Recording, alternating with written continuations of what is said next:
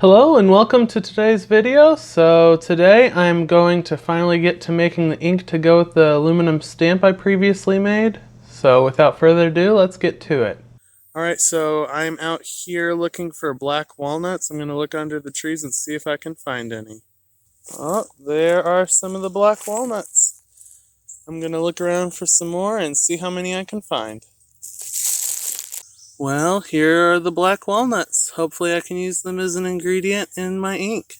I feel bad hurting a tree, but I couldn't find any already injured trees, so I had to go ahead and just make a relatively small cut on this one. It's fairly superficial, so this is a pretty healthy tree. You can see the foliage.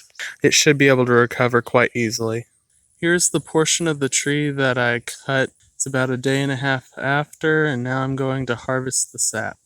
Here is the sap I was able to collect. It doesn't look like much because most of it dehydrated because it's very hot and dry outside right now, but hopefully I'll be able to reconstitute it. I'm thinking about using saliva. Talk about a spit take. Here's the sap after I reconstituted it with saliva. Alright, here I have my mortar and pestle. I'm going to add my charcoal to the mortar to grind it. And there we go. Alright, so I was thinking about it, and I've heard that you can make natural glue with hooves and horns, so I thought, why not use fingernail clippings? So now I've got nicely trimmed nails and another component for my ink. Alright, here are all the ingredients. Here are the black walnut shells. Here is the pine sap with saliva added to it, now dehydrated. Here's the charcoal that's been ground, and here are the fingernails. It's starting to seem more like a potion than ink at this point. Alright, I'm going to add some water to the fingernails, and I'm going to heat it up for a little while to see if I can get them to break down. I've been letting the pine sap stuff and the fingernails heat for a while.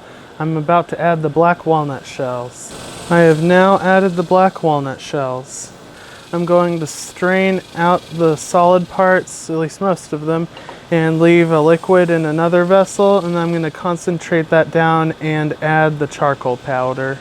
Here's the resulting liquid. I'm going to add the charcoal powder and concentrate it down to ink consistency. I split the mixture up between two vessels so that I can expedite the concentrating process. I present to you the ink. Now to try it out in all of its inky glory. The time to test the ink and stamp has finally come.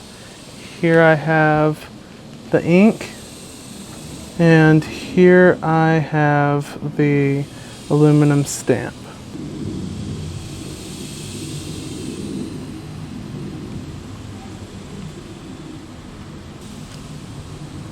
Aww, it didn't work.